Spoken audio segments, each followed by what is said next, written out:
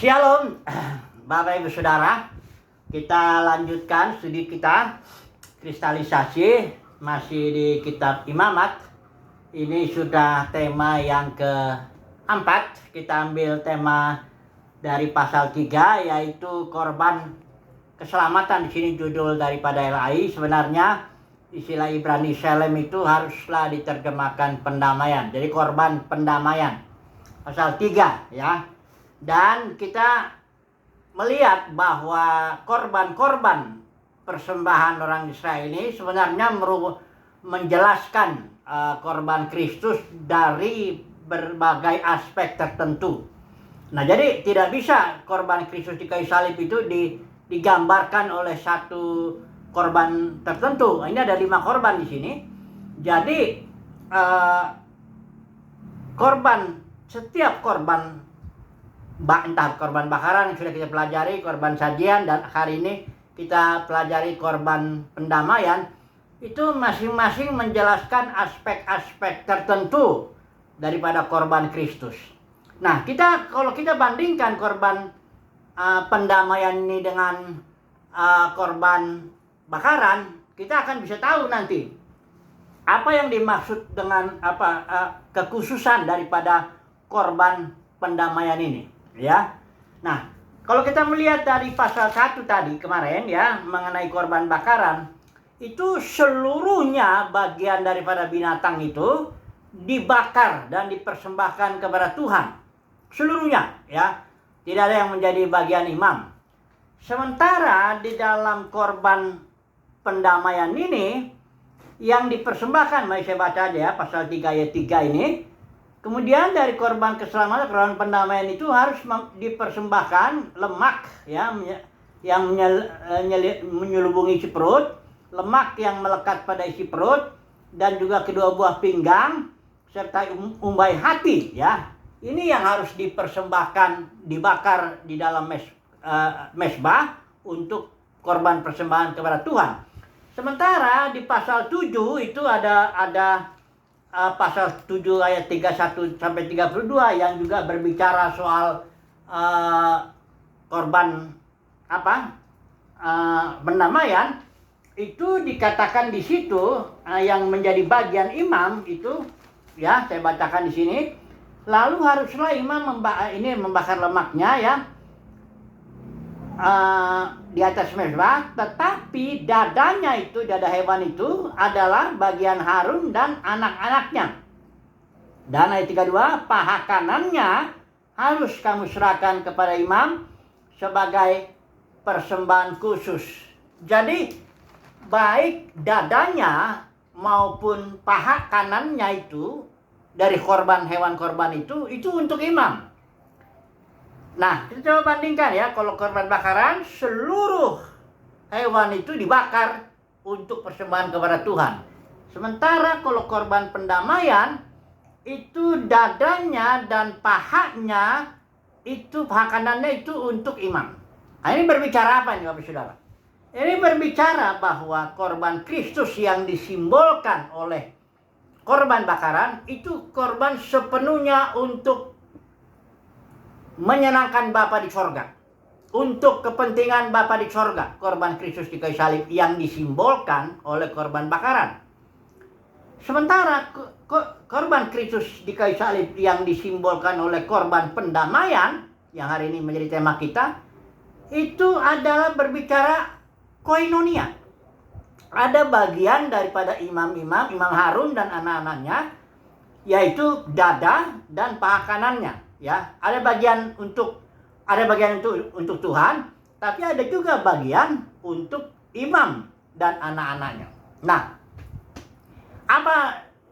melambangkan apa ini dada dan paha kanan? Ya, Alkitab selalu kalau bicara dada itu bicara soal kasih, ya, kasih Kristus simbolkan oleh dada yang dimakan oleh imam itu dan anak-anaknya.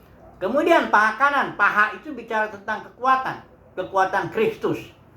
Jadi imam Harun dan anak-anaknya yang ambil bagian dalam korban pendamaian ini, dia mendapat bagian daripada kasih Kristus dan kekuatan Kristus yang merupakan suatu fellowship.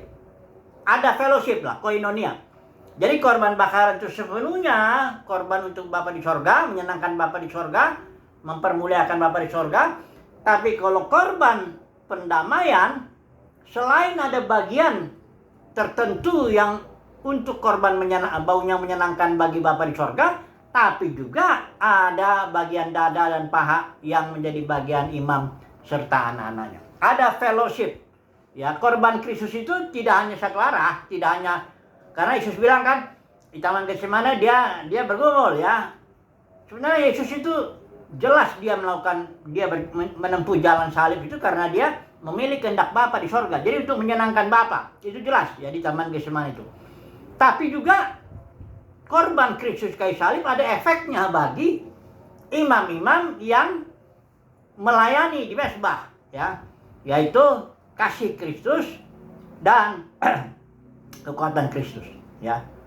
Nah, jadi inilah dia pelajaran daripada korban pendamaian, bahwa korban pendamaian merupakan simbol daripada kematian Kristus untuk Bapa di sorga, untuk kemuliaan Bapa, tetapi juga untuk para imam-imam yang melayani di mesbah, yaitu kasih Kristus secara khusus karena dada itu, maupun paha itu kekuatan Kristus. Nah, baiklah. Sekarang mari langsung kita terapkan aja ya kebenaran mengenai korban pendamaian ini ke dalam kehidupan kita sebagai gereja. Gereja itu sebenarnya semuanya imam-imam ya. Jadi gereja mendapatkan kasih Kristus dan kekuatan Kristus ketika melayani di mesbah ya. Melayanilah ya. Gereja itu sebenarnya inti daripada gereja itu bisa dibilang itu adalah koinonianya, persekutuannya. Ya, persekutuan dalam kasih Kristus, persekutuan dalam kekuatan Kristus. Ketika gereja bersekutu, ada kasih Kristus di situ terekspresi, ada kekuatan Kristus di situ, ya. Makanya dibilang gereja harus bertekun dalam koinonia, dalam persekutuan. Karena apa? Di dalam persekutuan itulah ada kasih Kristus, ada juga kekuatan Kristus. Nah, mari saya baca dulu, saya lihat di gereja mula-mula dulu ya. Supaya nanti kita lihat ceritanya ya, dari gereja mula-mula itu menjadi sekarang nih dunia kekristenan itu ada ceritanya ya, supaya nanti kita bisa ambil pelajaran dari sini. Gereja mula-mula ini cara hidupnya, Kisah Para Rasul 2 ayat yang ke-42 saya baca. Mereka bertekun dalam pengajaran rasul-rasul dan dalam persekutuan, istilah Yunaninya koinonia, fellowship, ya.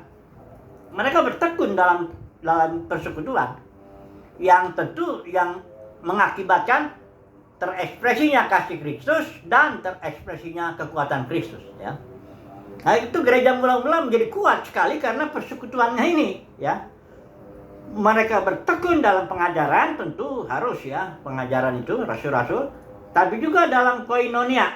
Dikatakan di sini mereka selalu berkumpul untuk memecahkan roti dan berdoa, dan artinya dalam persekutuan. Nah, sekarang kita melihat dari gereja mula-mula sampai kepada dunia kekristenan saat ini itu ada sejarahnya, ya. Dunia kekristenan ini bukan tidak sama koinonianya dengan atau persekutuannya dengan gereja mula-mula, nggak sama. Ada sejarahnya mengapa dia berbeda. Nah, mari saya ajak saudara baca 1 Yohanes dulu ya. Inilah awal mula koinonia gereja itu rusak atau terputus ya. Mari saya baca dulu 1 Yohanes pasal 1 Yohanes pasal 1 ayat 3. Nah, ini surat Yohanes ya kepada gereja-gereja di Asia Kecil, ada 7 gereja di situ ya. Ini surat 1 Yohanes ini surat umum. Tidak ditujukan kepada 1-2 orang tertentu atau kepada satu gereja tertentu, tapi ini surat umum karena pelayanan Yohanes pada waktu itu tahun 90 atau 95 Masehi itu pelayanannya di Asia Kecil, 7 gereja itu yang disimbolkan di kitab Wahyu itu. Pasal 2 Wahyu pasal 3. Perhatikan ini ya. Alasan Rasul Yohanes menulis surat kepada 7 gereja itu. Ayat 3 ya. apa yang telah kami lihat dan yang telah kami dengar itu kami beritakan kepada kamu juga, supaya ini dia tujuannya Rasul Yohanes memberitakan atau menulis suratnya ini, supaya kamu pun beroleh persekutuan dengan kami. Saudara perhatikan nggak di kalimat Rasul Yohanes ini? Dia menulis surat supaya ada persekutuan di antara kita. Dengan kata lain, tadinya atau sebelumnya sudah ada kerusakan dalam persekutuan itu. Itu makanya Rasul Yohanes menulis surat supaya ada persekutuan, ya. Nah, dan Rasul Yohanes juga menjelaskan persekutuan, tipe persekutuannya dia itu apa. Dan persekutuan kami, dia nyebutnya kami. Enggak bilang persekutuan kita, enggak. Karena memang beda antara Rasul Yohanes dan timnya, kami, dia bilang, dengan gereja-gereja yang sudah yang di Wahyu pasal 2 pasal 3 yang nanti kita lihat dia sudah jatuh karena 3 ajaran palsu. Nanti kita jelasin sebentar. Jadi Rasul Yohanes bilang ini tingkat tipe persekutuan dia ini, dan persekutuan kami, saya dan tim saya, kira-kira begitu ya, adalah persekutuan dengan Bapa dan dengan anaknya Yesus Kristus. Ya kalau dipikir-pikir, kenapa ya Rasul Yohanes kok ngomong begini? Emangnya enggak ada, kan dia ngirimnya ke gereja ini, ya. Dia mengirim surat ini kepada gereja. 1, 2, 3 Yohanes itu dikirim kepada anggota gereja lah. Tapi dia kok ngomongnya seolah-olah memang persekutuannya dia beda, nggak ada lagi persekutuan antara kami dengan kalian. Nah, kira-kira begitu ya. Dan kami menulis surat ini dengan tujuan supaya kita ada fellowship. Dan fellowship kami, kata Rasul Yohanes tegas, dengan Bapa dan dengan anaknya Yesus Kristus. Rupanya ada apa dengan gereja-gereja yang dikirimi surat oleh Rasul Yohanes ini? Sehingga koinonianya rusak. Kalau kita baca di Wahyu pasal 2 pasal 3, itu jelas ada 3 ajaran palsu yang menyebabkan gereja sebenarnya menolak Rasul Yohanes. Kalau saudara lihat baca di surat Yohanes yang ketiga, ya, surat Yohanes yang ketiga, 3 Yohanes itu ada seorang yang namanya para pemimpin ya, ayat 9 nih saya baca. Aku telah menulis sedikit kepada jemaat, tetapi Diotrefes yang ingin menjadi orang terkemuka di antara mereka tidak mau mengakui kami. Bayangkan, Rasul Yohanes dan timnya ditolak oleh Diotrefes yang ingin menjadi orang terkemuka di dalam jemaat. Ngeri ini ya saudaraku ya. Rasul Yohanes yang sudah tua, berpengalaman, ya tinggal satu rasul dari yang 12 itu yang hidup, cuma Rasul Yohanes, yang lain sudah mati. Paulus dengan Petrus sudah mati martir ya di tahun 67 zaman Kaisar Nero. Jadi tapi ini masih ditolak ya Rasul Yohanes ini oleh seorang yang namanya Diotrefes ya, yang ingin jadi terkemuka dalam jemaat. Nah, di dalam gereja di zaman itu tahun 90 atau 95 Masehi ya, itu 7 gereja yang disimbolkan sebenarnya seluruh gereja sepanjang zaman itu rusak atau jatuhlah atau menyimpanglah, katakan begitu, karena ada 3 ajaran palsu di situ, Jezebel, Bileam, Nikolaus. Kita nggak usah baca dulu itunya. Yang jelas dalam tiap jemaat, karena jemaat itu sudah jatuh, Tuhan panggil para pemenang. Dalam setiap jemaat, di Wahyu pasal 2 pasal 3 itu selalu ada kalimat terakhirnya, barang siapa menang, baru dikasih upah ini, memerintahkan Tuhan dan sebagainya, makan mana tersembunyi atau makan buah pohon kehidupan sebagainya. Jadi jelas bahwa gereja-gereja yang dikirimi surat oleh Rasul Yohanes itu adalah gereja-gereja yang sudah jatuh oleh 3 ajaran palsu itu, dan yang akibatnya tidak ada atau rusaklah setidaknya koinonianya dengan Rasul Yohanes. Tidak ada lagi koinonia yang seperti gereja mula-mula itu di zaman Petrus dan Paulus, ya, di mana di sana ada koinonia, ya, bahkan jemaat itu bertekun di dalam koinonia. Nah, saya ringkaskan dulu aja 3 ajaran palsu ini, sering saya sebutkan ini secara cepat aja. Isabel itu ajaran palsu yang kasus kebun anggur Nabot. Izabel itu menulis surat atas nama Ahab raja suaminya untuk membunuh si Nabot ini, ya. Jadi Izabel itu ajarannya itu dia merampas otoritas suaminya. Nah, gereja yang mengajarkan ajaran Izabel itu yang menyebabkan jemaat jatuh dalam penyembahan berhala itu dia merampas otoritas Kristus. Gereja itu tadinya organisme, fellowship-nya antara tangan, kaki, semua itu organisme. Otoritas organisme itu adalah hayat daripada organisme itu. Ya, itu otoritasnya. Tangan diatur oleh hayat, kepala diatur oleh hayat, kaki diatur oleh hayat. Ya, jadi tidak ada di situ manusia atau anggota gereja yang mengatur. Tapi Izabel ini dia merampas itu sehingga para pemimpin mengatur gereja. Dia punya otoritas. Sudah lihat kalau denominasi itu yang atur itu para pemimpinnya. Dia punya otoritas jabatan atau hierarki, ya, otoritas organisasi. Gereja mula-mula tidak punya begitu, ya. Gereja mula-mula semua anggotanya itu organisme, ya. Otoritasnya otoritas Kristus, otoritas hayat. Ini karena ajaran Izabel, akhirnya para pemimpin merampas otoritas Kristus. Dia menjadi meninggikan diri dan jemaat. Dialah yang mengatur. Bahkan itu jemaatnya sebenarnya jemaat dia. Ya, dialah yang menentukan itu. Bahkan barangkali asetnya semuanya itu milik dia. Ya, itu ajaran Izabel. Sekarang ajaran Nikolaus. Nikolaus itu istilahnya dari istilah Latin. Niko itu dari menaklukkan, Laos itu dari kaum awam, laity. Jadi ajaran Nikolaus ajaran yang bagaimana caranya, ajaran kepemimpinan sebenarnya, bagaimana caranya menaklukkan kaum awam, bagaimana memanfaatkan kaum awam untuk mencapai tujuan si pemimpin. Ya. Jadi ajaran Nikolaus ini telah membelah gereja menjadi golongan imam, kalau Katolik ya imam dengan umat, dan golongan pendeta dan jemaat, itu kalau Protestan. Jadi dunia kekristenan tidak semuanya imam-imam lagi. Udah dibelah oleh ajaran Nikolaus itu. Pecahlah imam-imam. Padahal kita lihat dalam korban bakaran, korban pendamaian, yang mendapat persekutuan itu, yang mendapat kasih Kristus dan kekuatan Kristus itu adalah imam-imam yang melayani. Ya, seharusnya gereja mula-mula dia mendapatkan. Karena gereja mula-mula itu semuanya imam. Surat Petrus bilang begitu. Jadi mereka mendapatkan kekuatan Kristus dan kasih Kristus dalam fellowship mereka. Tapi sekarang, enggak. Ya, karena enggak semuanya jadi imam-imam. Ya. Ada kerusakan dalam koinonia itu. Ya, oleh ajaran Nikolaus. Yang ketiga, ajaran Bileam itu dagang. Para pemimpin ini mau nggak mau dia akan dagang. Entah yang didagangkan firman Tuhan, ataukah aksesorisnya, bahkan yang jual minyak, ada yang macam-macam.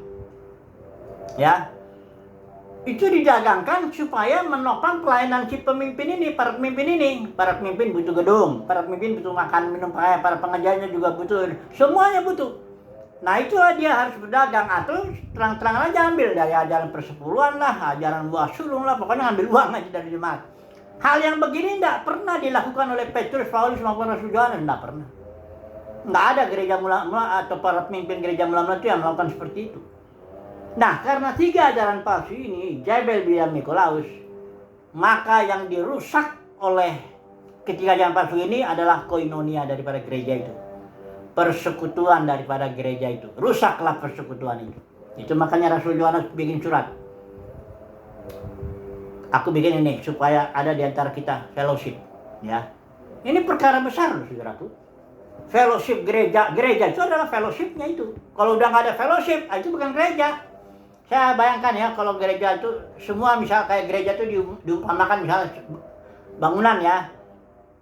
Itu kan bangun itu ada bahannya, ada kusennya, ada kayunya, ada pintu-pintunya, ada gentengnya, ada semuanya lah ya, batu kalinya semua ya. Bangunan itu kalau ada fellowship, disusun dengan rapi, itu baru bisa menjadi tempat tinggal yang nyaman.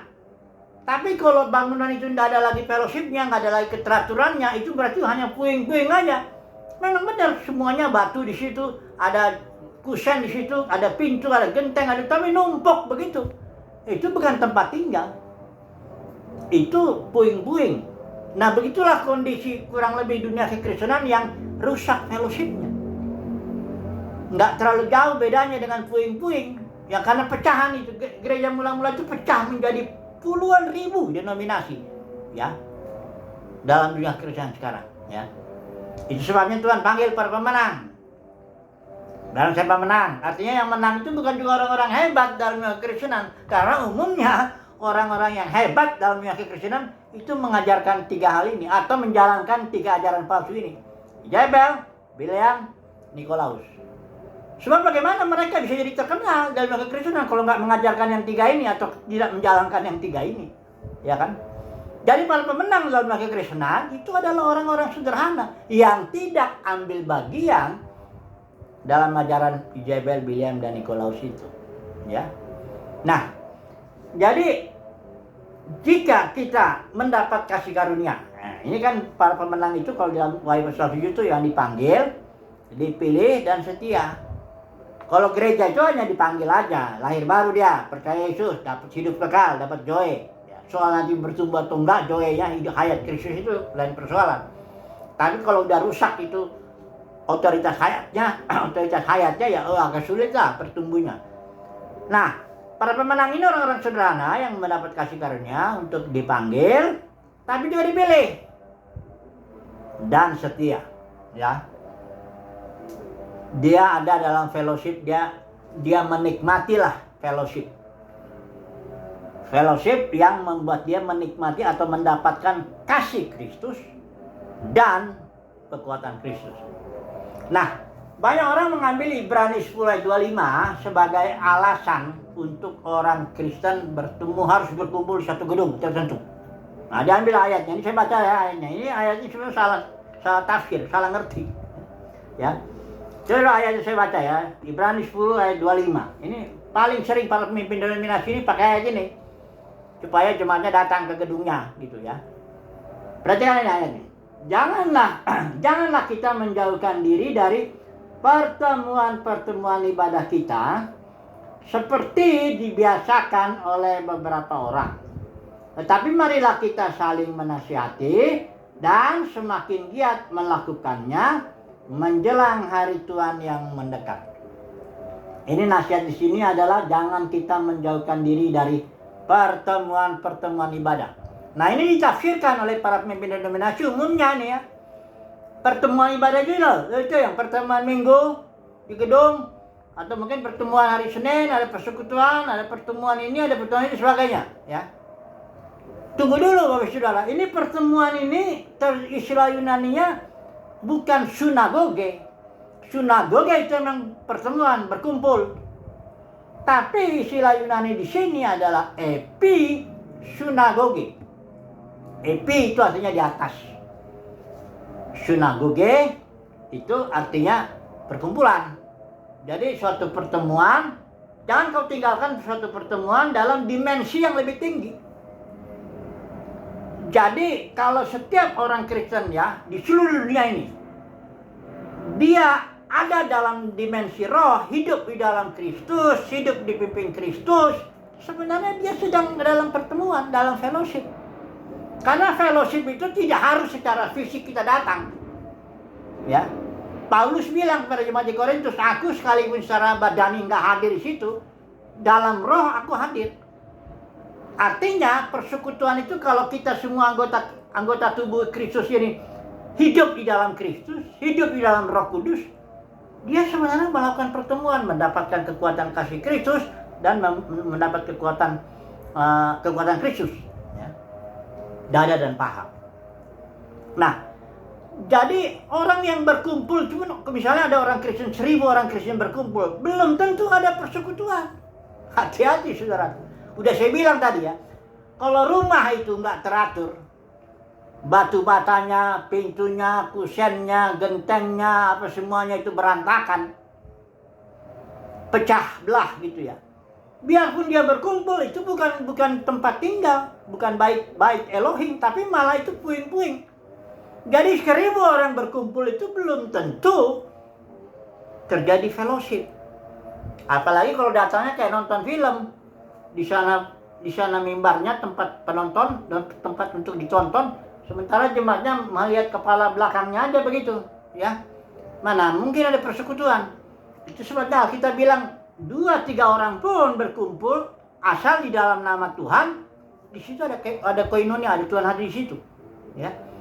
Jadi jangan pertemuan ibadah ini bukan menekankan perkumpulan badani di suatu tempat tertentu dengan ritual tertentu pada hari tertentu, bukan itu yang dia omongin di Ibrani 10:25 ini. Ibrani 10:25 menasihati setiap anggota Kristus, anggota tubuh Kristus, untuk hidup di dalam alam atau dimensi roh, hidup dipimpin roh. Kalau Paulus bilang, aku ini tawanan roh. Hidup Paulus hari-hari itu dipimpin oleh roh. Nah, kalau kita hidupnya dipimpin oleh roh hari lepas hari, berarti kita ada persekutuan dengan seluruh orang Kristen di dunia ini. Sekalipun kita tidak bertemu secara badani. Ini dia. Jadi Ibrani 10:25 jangan disalah ngerti. Jangan itu dijadikan ayat untuk narik jemaat datang ke gedung tertentu pada hari tertentu dengan melakukan ritual tertentu, bayar perpuluhan tertentu. Jangan ya main-mainkan ayat itu, ya. Gereja itu sesuatu yang kudus. Kalau orang nyakitin gereja, kayak Saulus dulu ya. Saulus dengan dia menganiaya gereja, Yesus bilang, kenapa engkau menganiaya aku? Yesus nggak bedakan antara dia dan gereja, karena itu kepala dengan tubuh kan sama, satu organisme. Jadi jangan bermain-main dengan gereja, jangan ambil. Nah ini ajaran JB bilang Nikolaus nih telah merusak gereja. Banyak orang nggak bangun gereja, tapi bangun denominasi, bangun kerajaannya sendiri. Tarik balik kita sebagai kesimpulan korban pendamaian ini. Mari kita membangun fellowship supaya kita mendapatkan kekuatan Kristus dan mendapatkan kasih Kristus dalam fellowship. Dan ingat, fellowship itu terjadi jika kita hidup dalam Kristus. Bukanlah pertemuan harus badani, tidak begitu. Tapi ketika kita hidup sebagai anggota tubuh dalam Kristus, dalam roh, maka kita mengalami kekuatan dari fellowship itu, mendapat berkat dari fellowship itu, yaitu kasih Kristus dan kekuatan Kristus. Haleluya. Amin.